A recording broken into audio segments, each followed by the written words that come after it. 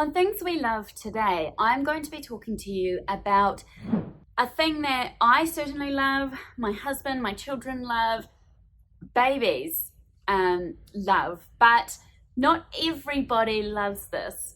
I'm going to be talking to you about the dark. I'm going to explain to you why the dark is so important for sleep and settling. And then I'm also going to show you a couple of different ways you can achieve the dark in your own room or in your little one's rooms.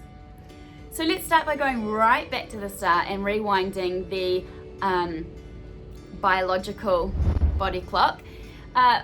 When we're talking about how important the dark is to sleep, we need to remember the very, very important fact that humans are mammals, and like other mammals, we are designed to function in response to a bunch of elemental cues. So our bodies are kind of on autopilot in response to things that are happening in our environment that signal to our bodies what to do.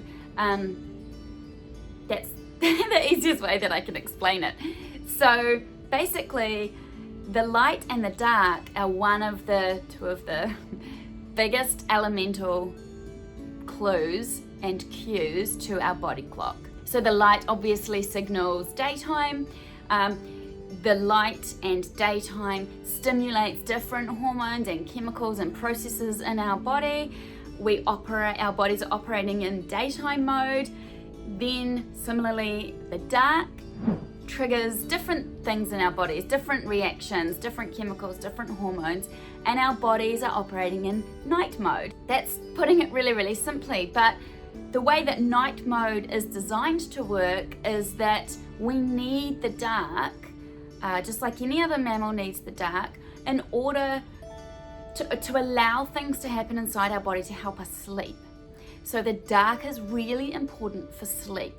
The main, easiest underlying reason for this is that in the dark, we experience a release of melatonin, which is commonly called the sleep hormone.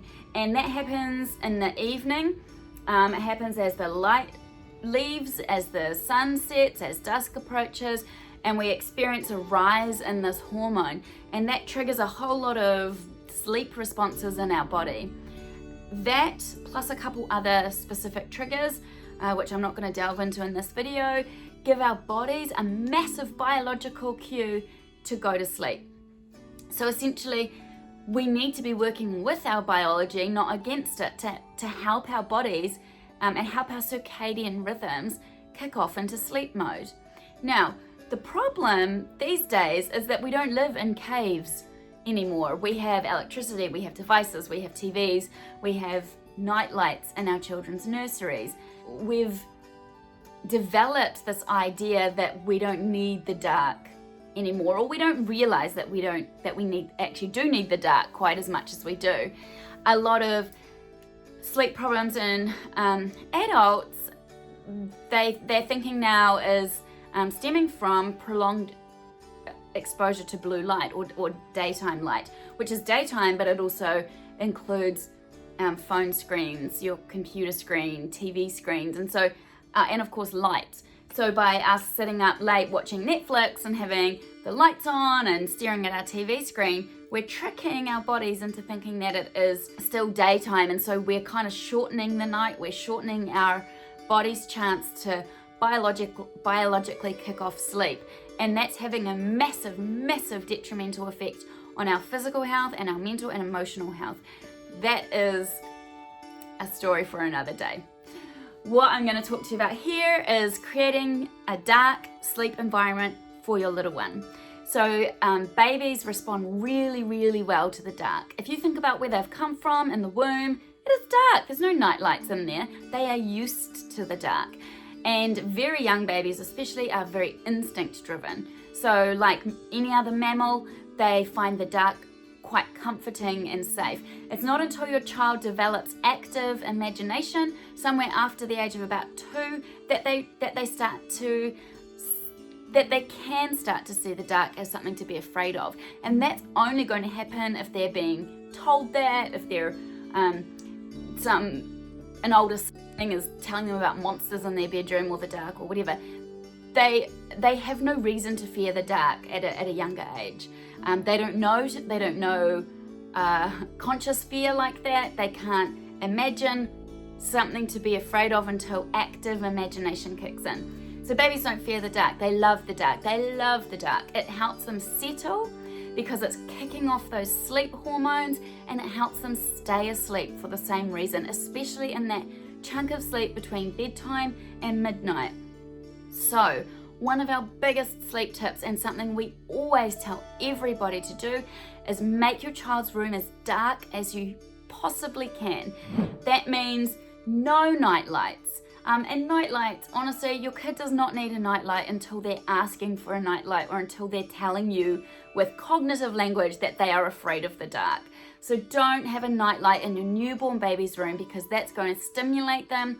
They're going to be concentrating on the light, they're going to be attracted to it, and they're not going to be going to sleep. It's going to be tricking their body into thinking it's not the middle of the night, and you want their body to think it's the middle of the night. No night lights. Black out the curtains if you can. Put something up over the windows. Another problem with the dark or lack of dark is that unless you're happy with your child waking when the sun comes up, which in some places could be as early as 5:30 a.m., then you're going to want no cracks in your curtains. You're going to want nice dark curtains that those pesky little bits of sunlight can't come through, because they will, and they will wake your child, and you'll be stuck with an early morning wake. And that goes in the opposite direction too. If it's still pretty light outside when your kids are going to bed at night, having nice big black dark blackout curtains is gonna go, oh yeah, actually it's nighttime, we're going to sleep. If it's still really bright in their bedroom when you're trying to put them to bed, they are not going to go to sleep, because their body, and it's not that they're being naughty or they're misbehaving, their body is telling them it's still daytime. So we want to help, encourage, but also force a little bit their body clocks to start functioning in sleep mode. So how do we recreate the cave, which is essentially what we're trying to do, creating a really dark sleeping environment for your little one? And this of course can be their own room, or it can be your room if they're still sleeping in the same room as you. So have a look at my own curtains here, because my husband and I also love sleeping in the dark. I know myself, if there's a little light on, if there's the light from a clock radio or your air conditioning unit, or if there's a light from something on, it just distracts us and we can't sleep. So our room is pitch black overnight, and I love it. And it means you get a bit of a sleep in the morning too, because the light's not coming in and waking you up. So what we've got is floor to ceiling curtains, even though our windows aren't necessarily that length. And on the underside is a total blackout layer, but it's not black. You know, it doesn't have to be a thick black curtain. You can see this is like it's actually a pale grey colour.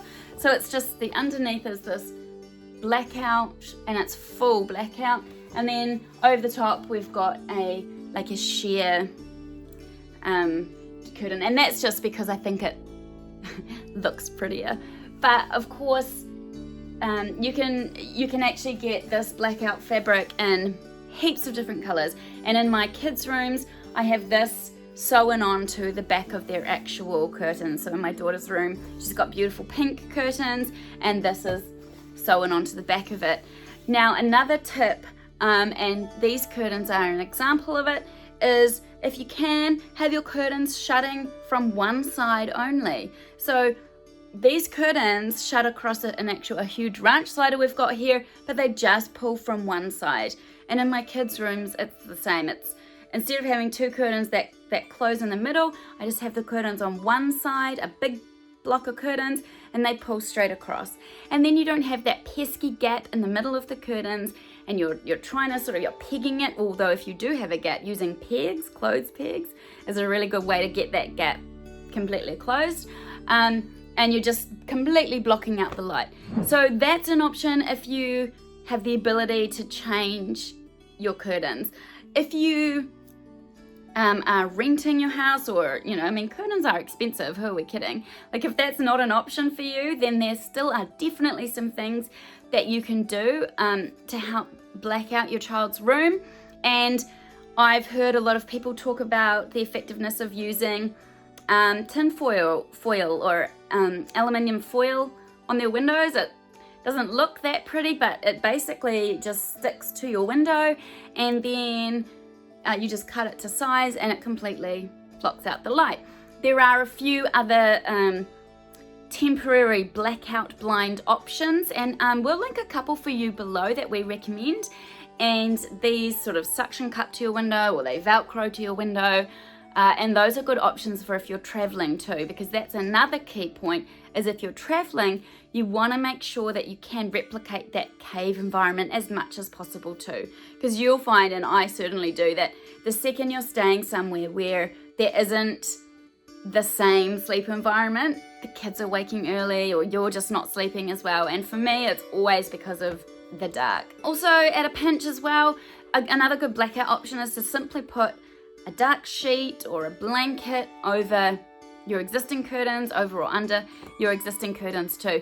Anything you can do to just help block that light out. And if you can't get it 100% pitch black, don't sweat it. The closest you can get it is good enough. So however you can recreate the cave, that is what we're aiming to do. Whether it be with curtains or aluminium foil or blankets or sheets on your windows or whatever it is, it will help your child sleep better. There are no two ways about it. Even my older children, who are now 9, 7 and 4, still sleep better in a really nice dark room. So just to quickly recap, things we love, things I love: the dark. We all love the dark, we just don't know it. The dark helps us and our children to settle, it helps us to sleep, because it works with and builds those biological responses to sleep in our bodies that we really need to help us into a nice, deep, restorative sleep. I hope this has been helpful to those of you who may be a bit unsure about, should your child sleep in the dark? Why do we recommend the dark? Why am I always talking about the dark and blackout rooms? If you're after any more information about your child's sleep, definitely check out our website for a lot of resources, and of course our sleep programs are found on there as well. Thank you very much for watching. Don't forget to subscribe.